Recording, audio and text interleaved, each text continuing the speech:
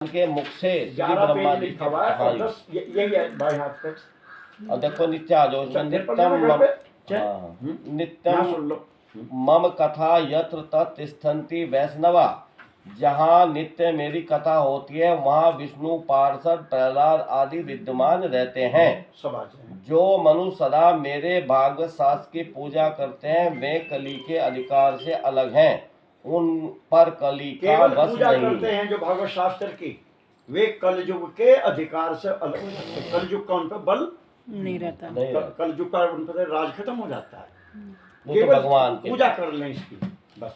जो मानव अपने घर में वैष्णव शास्त्रों की पूजा करते हैं वे सब पापों से मुक्त होकर देवताओं द्वारा वंदित होते हैं। कर लो, इससे सस्ता क्या और होगा। जो लोग कलयुग में अपने घर के भीतर प्रतिदिन भागवत शास्त्र की पूजा करते हैं वे कली से निडर होकर ताल ठोकते और उछलते कूदते मैं उन पर बहुत प्रसन्न रहता हूँ। भगवान सिर्फ भगवान कह रहे कलयुग को तो ताल ठोकते हैं। पुत्र भगवान देखो कह रहे ब्रह्मा को रे पुत्र मनुष्य जितने दिनों तक अपने घर में भागवत शास्त्र रखता है, घर में रखता है केवल, उतने समय तक उसके पितर दूध घी मधु और मीठा जल पीते हैं। फ्री में 700 रुपए खर्च करके घर में रख दो। 750 जी 700 हाँ फिर कल को बात 50 की छूट। हाँ 50 की मतलब 700 की भी छूट है। यहाँ से मिल जाएंगे।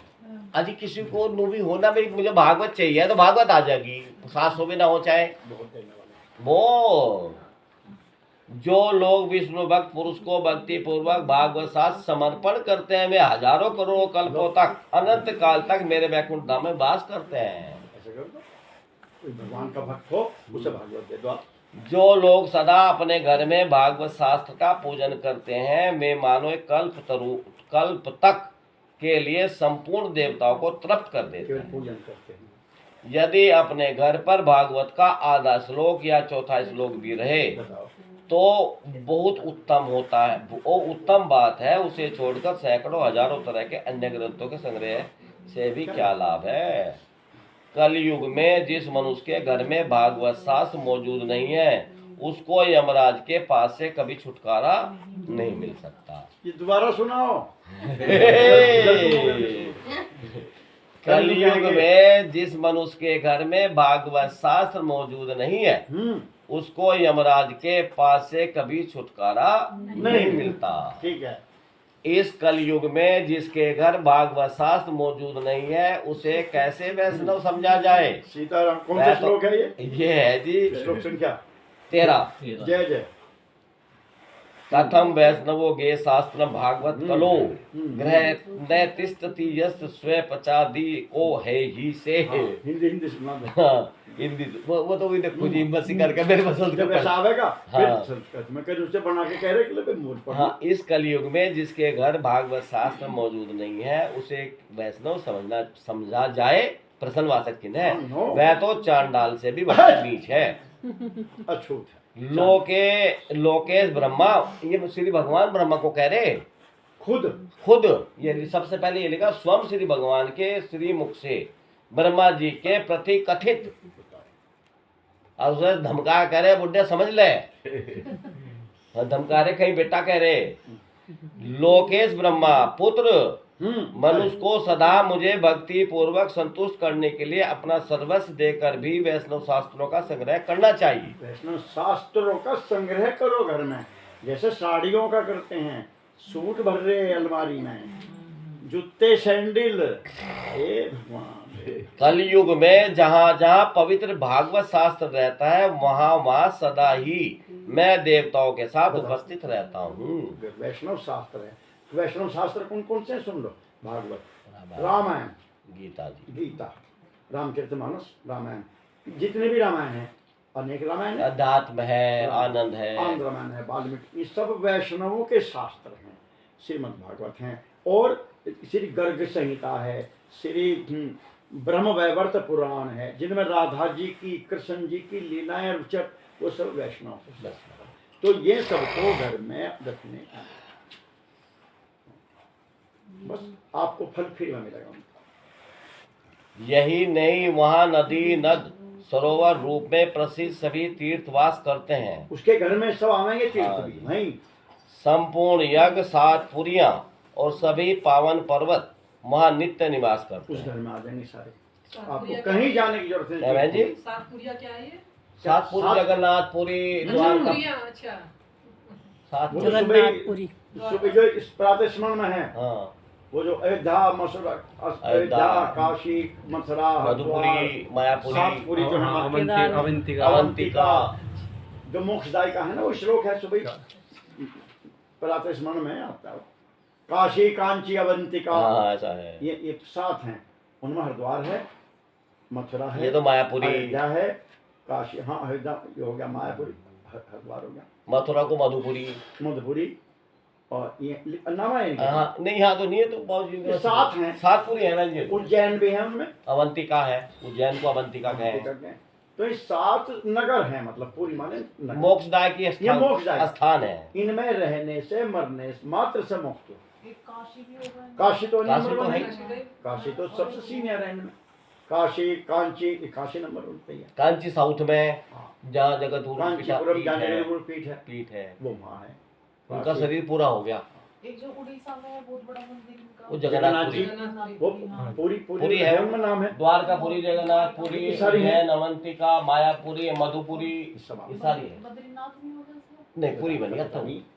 बद्रीनाथ तो ये 7 शहर हैं। वो तो भगवान विष्णु का है। चलो, लोकेश, ब्रह्मा के लिए कह रहे भगवान जी, यश, धर्म और विजय के लिए तथा पाप क्षय एवं मोक्ष की प्राप्ति के लिए धर्मात्मा मनुष्य को सदा ही मेरे भागवत शास्त्र का श्रवण करना चाहिए। सदा ही। यह पावन पुराण श्रीमद् भागवत आयु, आरोग्य और पुष्टि देने वाला है। जय हो। इसका पाठ अथवा श्रवण करने से मनुष्य सब पापों से मुक्त हो जाता है। जय जय। लोकेश, जो इस परम उत्तम भागवत को न तो सुनते हैं और न सुनकर प्रसन्न ही होते हैं, जो यो ज्यादा महत्वपूर्ण है जी, उनके स्वामी सदा यमराज ही हैं। जय हो। मैं सदा यमराज के ही वश में रहते हैं, यह मैं सत्य सत्य कह रहा हूँ। पुत्र, ब्रह्मा जी को कह रहे, जो मनुष्य सदा ही विशेषतः एकादशी को भागवत सुनने नहीं जाता, एकादशी हाँ, ये है जो देखो आज बात। नहीं आए। हाँ, उससे बढ़कर पापी कोई नहीं है। सीताराम। तो आप कहते रहे काशी बीच मानी चाहिए, वो यो है। वो इसलिए करते हो। यो है, हाँ, यो। ये मेरा जो मैं आज पढ़ा पहली बार। श्लोक है, देखो जी, यो 20 हाँ। है जी। ये बिल्कुल विचार होता है हाँ। कि भागवत अगर होगी एकादशी 100% आनी चाहिए उसमें। ये है, ये कारण है। लास्ट में नहीं आनी चाहिए क्योंकि भंडारा नहीं होने का। हाँ हाँ, तो फिर बीच तो में आगे आवे। पीछे करेंगे। ज्योतिषी ऐसा हिसाब लगाओ भाई। हाँ। जिसके घर में एक श्लोक, आधा श्लोक अथवा श्लोक का एक ही चरण लिखा रहता है, उसके घर में मैं निवास करता हूँ। क्या मनुष्य के लिए संपूर्ण पुण्य आश्रमों की यात्रा या संपूर्ण तीर्थों में स्नान करना भी वैसा पवित्र कारक नहीं है जैसा श्रीमद् भागवत। चतुर्मुख, ब्रह्मा जी को कह रहे, जहाँ जहाँ भागवत की कथा होती है वहाँ वहाँ मैं उसी प्रकार जाता हूँ जैसे पुत्र वत्सला गौ अपने बछड़े के पीछे पीछे जाती है। भाई तो आदि करती। 23 में जी, जो मेरी कथा कहता है, जो सदा उससे सुनने में लगा रहता है तथा जो मेरी कथा से मन ही मन प्रसन्न होता है, क्या बात। उस मनुष्य का मैं कभी त्याग नहीं करता। पुत्र, जो परम पुण्य में श्रीमद् भागवत शास्त्र को देखकर अपने आसन से उठकर खड़ा नहीं हो जाता, उसका 1 वर्ष का पुण्य नष्ट हो जाता है। जय।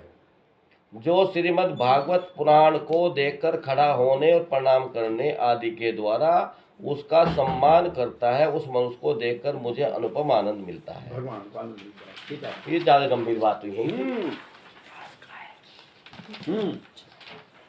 जो श्रीमद् भागवत पुराण को दूर से ही देखकर उसके सन्मुख जाता है, वह एक एक पग पर अश्वमेध यज्ञ के पुण्य को प्राप्त करता है, इसमें तनिक भी संदेह नहीं। जो मनुष्य खड़ा होकर श्रीमद् भागवत को प्रणाम करता है, उसे मैं धन, स्त्री, पुत्र और अपनी भक्ति प्रदान करता हूँ। हे पुत्र, जो लोग महाराजायोचित सामग्रियों से युक्त होकर भक्ति पूर्वक श्रीमद् भागवत की कथा सुनते हैं, मैं उनके वशीभूत हो जाता हूँ। ठाट बात के साथ। ठाट बात। सुव्रत जो लोग मेरे पर्वों से संबंध रखने वाले सभी उत्सवों में मेरी प्रसन्नता के लिए वस्त्र, आभूषण, पुष्प, धूप और दीप आदि उपहार अर्पण करते हुए परम उत्तम श्रीमद् भागवत पुराण का भक्ति पूर्वक श्रवण करते हैं, वे मुझे उसी प्रकार अपने वश में कर लेते हैं जैसे पतिव्रता स्त्री अपने साधु स्वभाव वाले पति को वश में कर लेती है। अब ये स्कंद पुराण मैं आया जी हाँ वहाँ और से। विष्णु खंड मार्गशीर्ष महात्म में के अध्याय संख्या 16 16 उसमें ये बात ये प्रमाण है। मतलब कहाँ से छपायो गीता प्रेस वालों ने, ये इन्होंने स्कंद पुराण के विष्णु खंड के और ये कौन सा मार्गशीर्ष महात्म वाला अध्याय 16, ये पूरा का पूरा इन्होंने 16वां अध्याय छाप दिया। जो इसके श्लोक कितने हुए हैं टोटल? ये हुए जी अपने 31 श्लोक का ये 16वां अध्याय छाप दिया इन्होंने। कभी नहीं सोचा किसी ने अपनी तरफ से बनाई हो। इसमें सुखदेव जी को नमस्कार है तो इसको भी पढ़ दूं। कहाँ? यही ऐसे नीचे ही हाँ है ना, तो इनको